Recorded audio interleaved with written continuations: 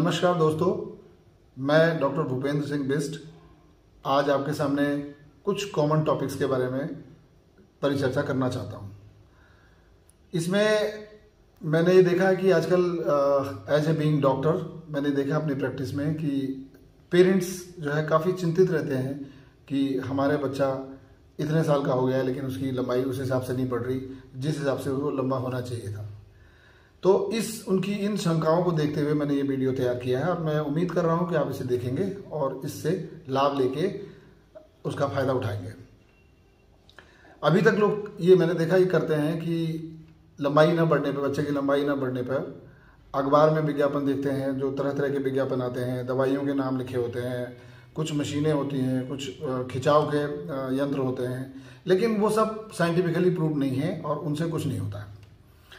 जबकि मोटे तौर पे सारे पेरेंट्स को ये समझना चाहिए कि लंबाई ना बढ़ने, ठीक से ना बढ़ने की क्या क्या कारण हो सकते हैं। पहले उन कारणों पर ज़रा गौर कर लें, उसके बाद उनमें से जो कारण इलाज के योग्य हो उसका इलाज कराएं या जिसमें जो उचित कार्रवाई करनी है वो करें।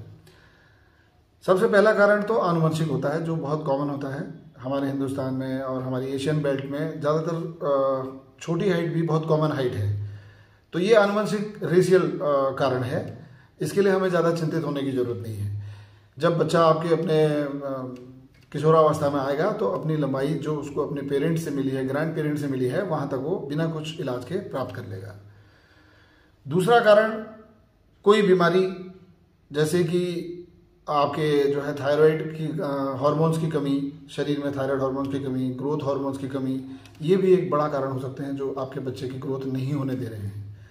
तो इसमें आपको समय रहते ये देखना पड़ेगा कि क्या आपके बच्चे को थायराइड हार्मोन की कमी तो नहीं है, क्या आपके बच्चे को ग्रोथ हार्मोन की कमी तो नहीं है।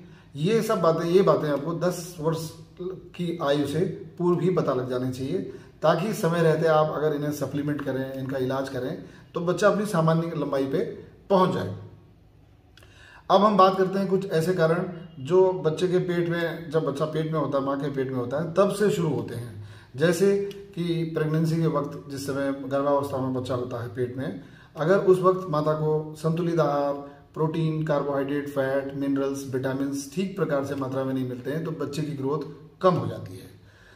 उसके बाद जब बच्चा पैदा होता है तो उसको, अगर बच्चे ने माँ का दूध एक्सक्लूसिवली 6 महीने तक नहीं पिया है या पार्शियली 2 साल तक नहीं पिया है, तो भी उसकी ग्रोथ पे असर पड़ता है, देखा गया है साइंटिफिकली। इसके बाद जब बच्चा थोड़ा सा और बड़ी अवस्था में जाता है तो ये देखा जाता है कि बच्चों में अक्सर जो है खान पान में कमी या प्रोटीन की कमी होती है, तो उसकी वजह से भी ग्रोथ कम हो जाती है। कुछ बच्चों में बार बार गरीबी के कारण या भोजन न मिल पाने के कारण अपना इम्यूनिटी सिस्टम कमज़ोर होता है, तो उसको बार बार डायरिया हो जाता है, बार बार टॉन्सिलाइटिस, टॉन्सिल का इन्फेक्शन हो जाता है, जिनकी वजह से भी उसकी ग्रोथ रुक जाती है। इसी अवस्था में बच्चे चूंकि सब तरफ को चलते हैं, किसी भी स्टेटस के बच्चे हों, जमीन पे हाथ रखते हैं, कोई भी चीज़ पकड़ लेते हैं, उसके मुंह में डालने की कोशिश करते हैं, तो इसकी वजह से बच्चों के पेट में कीड़े भी हो सकते हैं। तो पेरेंट्स को चाहिए कि बच्चों की लालन पालन में डीवॉर्मिंग का भी विशेष ध्यान रखें। बच्चे थोड़ी सी और बड़ी अवस्था में 6-7 साल के बाद की अवस्था को क्रॉस करते हैं तो फिर समस्या आती है जंक फूड की, आलस्य की। जंक फूड में अगर बच्चे ज़्यादा जंक फूड ले लेते हैं तो जो मेन संतुलित आहार का जो जगह पेट में थी वो आपने जंक फूड से भर दी, तो मेन जो संतुलित बैलेंस डाइट है वो डेफिशिएंट होने लगती है और धीरे धीरे बच्चे की ग्रोथ में कमी आने लगती है। तो इसलिए जंक फूड्स को अवॉइड करना चाहिए, कभी कभार तो परमिट करना चाहिए, लेकिन रेगुलर बेसिस पे उसको अवॉइड करना चाहिए। इसके बाद एक मोटा कारण हिंदुस्तान में नहीं बल्कि पूरे विश्व में है, जो कि ये देखा गया है कि बच्चों में शारीरिक परिश्रम और शारीरिक खेल कूद की आदतें लगभग खत्म हो गई हैं। उनको दोबारा से स्थापित करना पड़ेगा, चाहे आप घर पे हैं तो पेरेंट्स की जिम्मेदारी, स्कूल में टीचर्स की और एडमिनिस्ट्रेशन की जिम्मेदारी है। तो ये एक मोटे तौर पे कारण है। अब आपको पेरेंट्स को ये चाहिए कि वो ये देखें कि उनके बच्चे में इनमें से कौन सा कारण फिट बैठता है। जो कारण फिट बैठता है उसका इलाज किया जाए तो समय रहते उसकी ग्रोथ सामान्य हो सकती है। तो ये मैं आपसे फिर आग्रह करूंगा पेरेंट्स से कि जो भी ये जांचें हैं या ये जो इंक्वायरीज हैं, ये बच्चे की जब तक लगभग 10 वर्ष से कम की उम्र में ही ये सब कर लेना चाहिए ताकि समय से वो डेफिशिएंसी पूरी की जाए, क्योंकि 15 वर्ष पूरे हो जाने के बाद बच्चे की हड्डियों की लंबाई बढ़ने की क्षमता खत्म हो जाती है और उसके बाद अगर आप बीमारी का ट्रीटमेंट भी करते हैं तो लंबाई बढ़ना लगभग असंभव हो जाता है।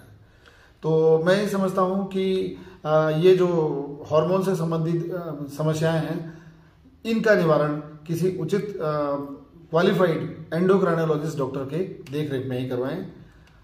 उम्मीद है कि आप इस वीडियो से लाभान्वित हुए होंगे और इस पर गौर करेंगे और अपने बच्चों को उनकी ओरिजिनल लंबाई देंगे जितनी उनको मिलनी चाहिए। धन्यवाद।